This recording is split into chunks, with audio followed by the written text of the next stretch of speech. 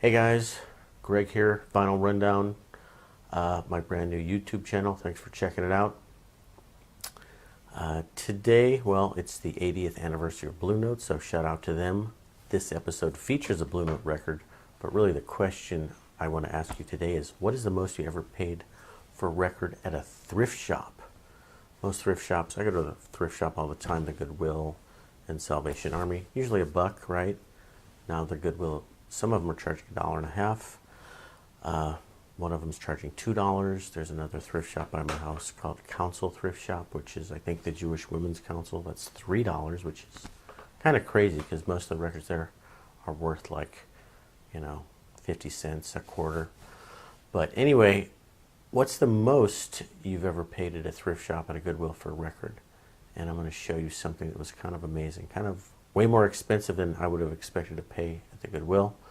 And the story behind it is kind of interesting. So this is a Bluenote record, and here's the record. Up at Minton's, Stanley Turrentine, the great saxophone player for Bluenote. And this record goes back to 1961. I'll tell you a little bit more about the record, but first I want to tell you about how I came about to get this record at the Goodwill. Prices on the front here. Let's see. Can I get that to the camera? Oh, sorry, that says $5.99. That seems like a lot to pay at the Goodwill. But keep in mind, this is a Bluenote, and when I purchased it, it was sealed. And it's not from 1961. That was the original. This is actually from 2010. And this is on the, would you believe it? Let me get my glasses one quick second here. This is the Music Matters series. And anyway, Music Matters. This is a series of reissues that is considered super high-end for audiophiles. This is 45 RPM, so one record becomes 2 records because it spins so fast. You got to flip the record twice, 3 times. 4-sided record. This is actually 1 song per side. So pretty desirable record. These actually retail for $50 or $60. So I get to the Goodwill, and I see this on the shelf. And this is in Santa Monica, California, by the way. Kind of an upscale neighborhood. We're not too far from Beverly Hills and Brentwood, and a lot of music industry people. So how does this $5.99? How does this get to the Goodwill in unopened, sealed condition? I don't know. I grabbed it, really excited. I got in line, and then that's when it gets weird, because then I wasn't so happy. Because standing in front of me was a guy with not one of these, not 2 of these, but 3 different Bluenote releases on the Music Matters label. He's that's like $150 worth of records. And he was really excited too. He's like, hey, you know how much these are worth? These are like, he didn't really know it was Music Matters, and he didn't know about audiophile, but he's like, yeah, these are really cool jazz records from the 60s. He was really stoked. I was really bummed. I'm like, 5 minutes earlier, I could have scored all 4 of these. And I'm like thinking, should I offer him $20 to just walk away and let me take over? I would have gladly spent $5.99 on all 4 of these. I mean, there were better titles than this. Stanley Turrentine at Minton's is not that well known of a Bluenote title. I don't know. I think he had Art Blakey and Horace Silver or something like that. Amazing. So anyway, I just got my 1 record. Poor me. I just got my one of my great finds of all time. So I'm happy. So anyway, this record does sound really good.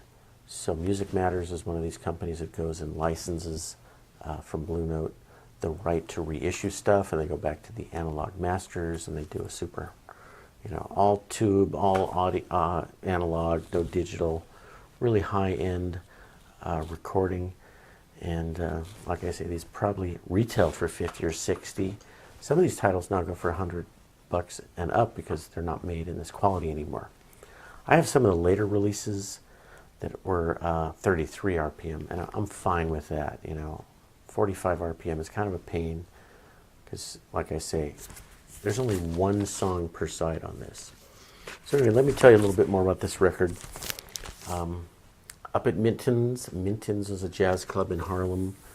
I think Henry Minton was his name. He was a saxophone player, probably in the 30s and 40s, bebop era. I don't think he's that well known as a player. I don't know if there are any records of his around, but certainly there's a lot of records in his club.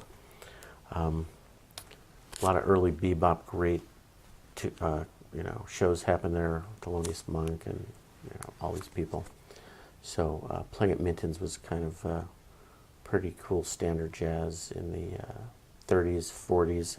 It's still around today, I believe.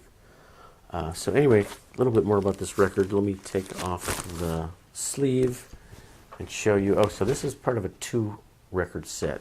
This is volume 2. Hey, that's all I got, volume 2. Volume 1, same cover except a blue tone. So pink is volume 2, volume 1 is blue. And let me go over some of the tunes on here. Gotta get the glasses out again.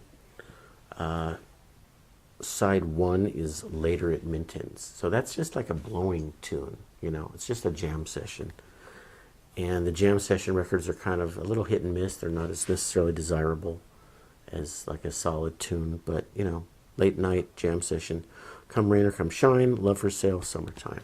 So 3 jazz standards plus kind of a made up on the spot blowing tune. So when they did these re-releases, because it's a gatefold, it didn't used to be a gatefold, so they do really nice black and white photography on the inside. Okay, so who we got down here at the bottom? We have Grant Green. Great guitar player. Just started to get into his stuff in the last few years, but his stuff on Bluenote, very desirable, very hard to find in the original condition. Let's see. I think I have a Grant Green. Yeah, I've got a Grant Green laying around over here. Just happens to be another one that I have. More conventional. I bought it at a record store and paid a normal price for it. Grant Green, Green Street, around midnight, etc. So anyway, guys, that is my little quick story about the great find I got at the Goodwill and the 3 that got away, and I'm happy. So anyway, I guess that's enough. What else can I tell you? Thanks for watching. Hope you want to subscribe, maybe. And we will check you later. Bye-bye.